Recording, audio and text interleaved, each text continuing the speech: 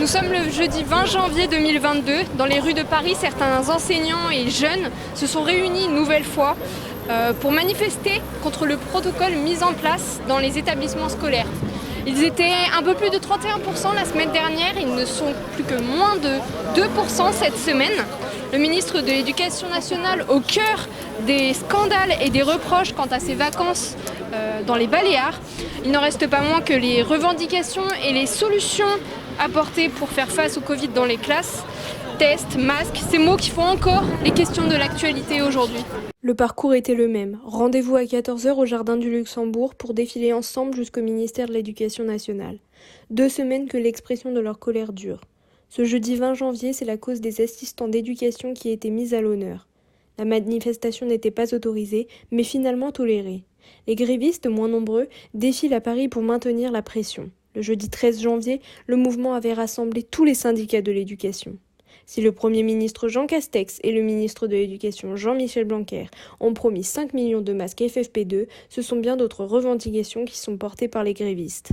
Oui, alors en fait, il y a une sorte de ras-le-bol généralisé vis-à-vis de notre ministre suite à l'ensemble de son œuvre sur les 5 dernières années même, et notamment avec la crise du Covid, puisqu'on se retrouve dans une situation très compliquée pour les professeurs, pour les parents, donc pour l'ensemble de la société, où on n'est plus en capacité de pouvoir faire sereinement notre travail et on n'est plus en capacité de pouvoir apporter le nécessaire éducatif aux enfants, car la sécurité n'est plus assurée et surtout les discours du ministre actuellement sont tergiversent, vont à l'encontre de la réalité et forcément ça crée une fatigue globale.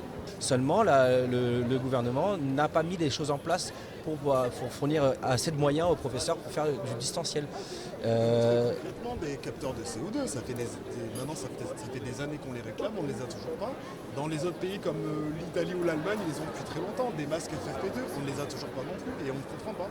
On est face à un mépris total de la part de notre ministre. Je suis dans cette manifestation pour dénoncer ce qui se passe actuellement dans l'enseignement national. La crise du Covid a révélé un certain nombre de manques criants qui durent depuis des années, vu que l'on est en train de liquider l'éducation nationale, avec des classes qui sont de plus en plus surchargées, des heures de cours qui sont de moins en moins nombreuses, dans la voie professionnelle par exemple. J'exerçais. Je suis assistant d'éducation et avec mes collègues, on est en grève. Toute la vie scolaire du collège, on est en grève. On faisait déjà grève la semaine dernière.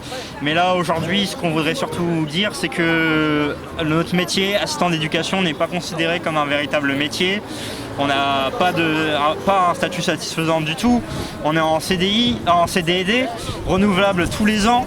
On peut nous jeter quand on veut. Au bout de 6 ans, on ne peut plus exercer notre métier, alors qu'on a des compétences importantes. Et on en a marre d'être sous-payé, de gagner bien moins que le SMIC, avec des horaires qui sont nécessairement en dessous des 35 heures, parce que c'est les besoins du service qui veulent ça. Les jeunes ne sont pas en reste. Ils sont les premiers à subir la situation. Profs absents, organisation des partiels, tests à foison, le ras-le-bol se fait ressentir. Pour montrer qu'on est là et qu'on converge avec les professeurs de primaire, du collège et du supérieur. La préfecture de police n'avait pas autorisé la manifestation. La demande était hors délai. Les organisateurs d'une manifestation interdite encourent, selon le code pénal, 6 mois d'emprisonnement et 7 500 € d'amende. Quant aux participants, ils risquent une contravention de 135 €. Les cortèges se poursuivront probablement la semaine prochaine avec un appel à la manifestation dans plusieurs professions comme la santé, le transport et l'éducation.